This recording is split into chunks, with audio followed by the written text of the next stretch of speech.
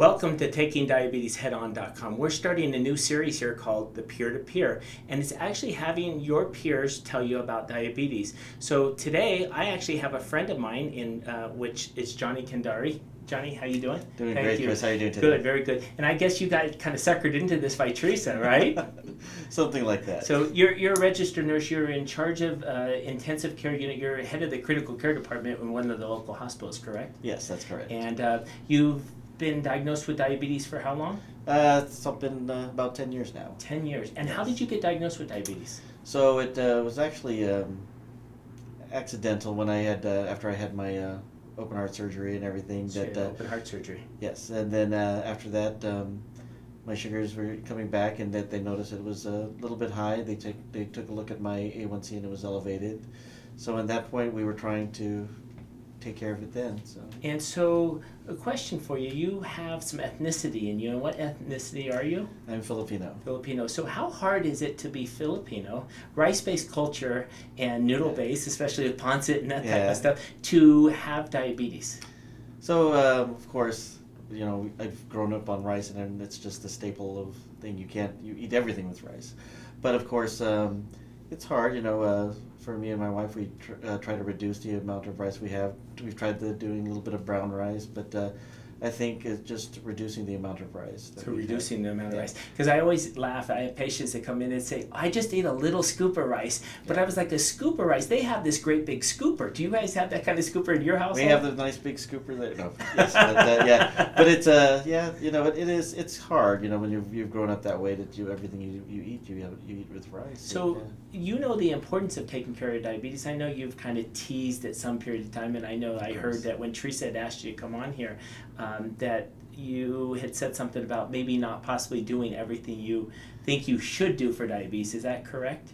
Yeah, that's correct. You know, I think with life and everything that we work very hard, and we're on the run. You've got kids. We both work.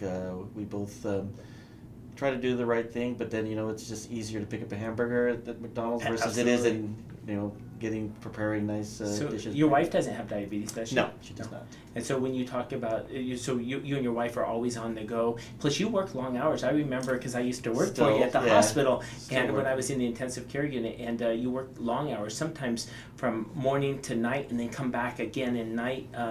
So how have you balanced that over the years, or have you not? If you ask my wife, I don't think I have. I haven't mastered that thing in the past. If we all ask our wives anything, they always say no. So yeah, but you know what? We try to balance it. You know, if I'm not going to be at a certain time, I try to be home at a reasonable level. So when we were preparing for this, you said there's times where you try to do the best you can, and there's times that you just can't do. What would you tell your peers with diabetes, and that's your nursing peers with diabetes, with just the standard population that has diabetes, as well as your Filipino population peers? What would you tell them about diabetes and what you've learned over the years of things that maybe you want to do, have done, or are going to do? Well, with diabetes, for us, is trying to take things in moderation. I think that it is difficult. It's easy to tell somebody that this is the way you should live, this is what you should eat, this is what you should do. Where in just like life, we're busy, we're moving, and we tend to do the things that are easier to do. Whether it's eating this, and if you're in a Filipino culture, like a lot of different cultures, if you're around a lot of people and everybody's eating steak and you're having a salad, it's. So it's a peer pressure. So we're beating down the right bush, so to speak, when we talk about peer to peer. So the peer to peer can be peer pressure as well, correct? Well, yeah. It's not a lot of there's not a lot of salad when you're going to some parties and everything, but you try to just take it in a little bit of moderation. If it's a matter of just instead of having a whole bowl of rice, have a half or something like that.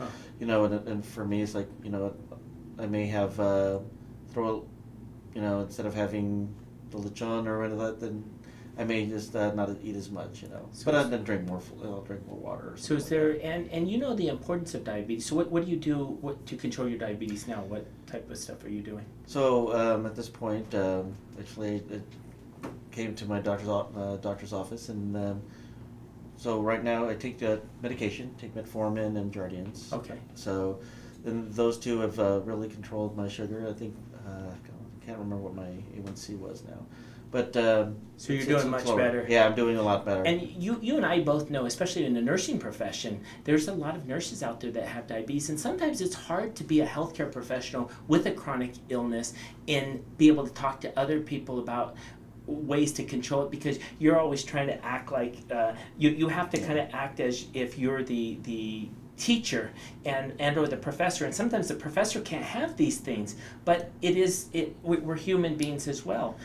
What would you tell your fellow nursing peers about stuff like that, or anyone else out there? You know, I would like I said, I would take it in moderation, and you know what, and knowing that you are human, and there's times you're gonna fail and everything, but not to feel bad about it. You know, just like on some when you're taking diets, there's some days that there's cheat days, and but the next day it's another day, and you carry on and try to be better. And So it's okay to fall off the horse and then get back up and ride absolutely. again. Yeah, absolutely. Well, is there anything that you want to tell your peers other than moderation, or other advice that you may tell them to maybe prevent having to go to a hospital in an intensive care or critical care area? Yeah. Because we do know that if they don't take care of themselves, that eventually diabetes can catch up. And today's diabetes doesn't have to be yesterday's diabetes. Today's diabetes there's a new era in diabetes, and I think one of the new eras in diabetes is you can do it, and you have the power to control this thing called diabetes. What would you add to that, Jonny?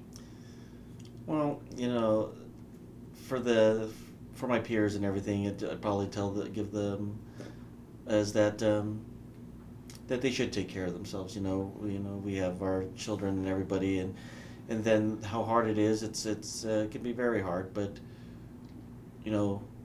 looking at why you're doing things, I think what would make you successful. Whether it's thinking that you've got your kids here, so help you eat a little bit better, help you exercise, and not talking with other people that may have better tips and everything to help them do better, like exercising more and everything. It's easier to exercise in a group versus Absolutely. exercise going by yourself, and checking your sugar, and wanting to get better. I think. So you having to want to control this thing called diabetes. Is that what you're saying? Yeah, you want to control it, because if you have no motivation to want to do better, then you're gonna fail. So. You said something about knowing the why. Dr. Cannon, who's one of our co-hosts here, he always says knowing the why behind the high.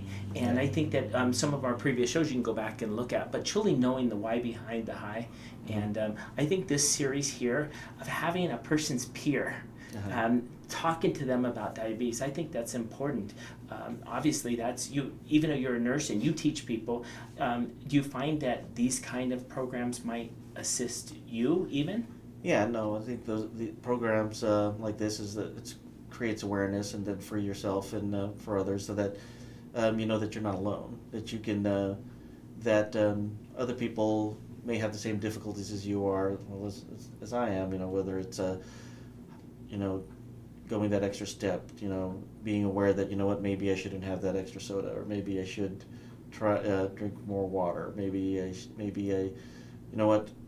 maybe I should just take a 15-minute walk, and trying to do those things. And if peer-to-peer pressure means anything, we talked about something earlier where you said, coming on and basically telling your peers, I'm not always perfect with my diabetes, but I can do it.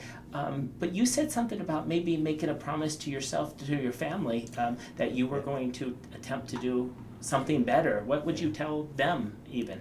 Well, like you said, I want to take that time to make sure that I'm doing things, especially for my family, and making sure I'm doing the right thing. And I think, that it's important. It's important, yeah. It's important. It's important to me that I be there for them and going that extra mile to Sure. And we talked about you being part of the Filipino culture, and I know that the culture, the Filipino culture in the United States, we have a high propensity for diabetes here. Is there anything that you would like to shout out to the Filipino community, just to let them know that maybe if you can do it, they can do it too? Absolutely. If I can do it, then anybody can do it. but it's still a work in progress, and still trying to do what I need to do. But let them know that you're not alone, and it's hard, and realizing that if we all, as much as we try to do our best, we may trip a couple times, but getting back up and realizing that today is another day. Instead of having a glass of soda, have a glass of water. Instead of it's not going to kill you to take a 30-minute walk, and there's nothing that's important, and you should take care of yourself first. We work very hard, and so I think I hear one of the ways to control your blood sugar is to drink plenty of fluid and exercise. Maybe after you may have made that slight trip up, so to speak. Yes, yeah. And after I had that. Yeah. That big scoop of rice. My big scoop of rice. And some pancit too, right? Yeah, absolutely. I know that you have a lot of Filipino coworkers that usually I don't know if people understand this, but the Filipino culture, there's a lot of sharing of food. So everybody, it's almost a buffet a night kind of thing, or a day. Yeah, during even when you were there, everybody brings a potluck almost every night. And it's just a matter of just making sure that let's go eat and everything. And, not too many people bring salad. So I guess one of your things is to tell your peers, please bring some more salad. Yes, bring some more salad. I think you've truly helped us take diabetes head on for your peers. And, with that being said, I'm Chris at Taking Diabetes Head On, and we're trying to help you take diabetes head on. And Jonny? And I'm Jonny Candari, and I'm taking diabetes head on. Thank you very much, Jonny. We appreciate it. Thanks, Chris, for having me.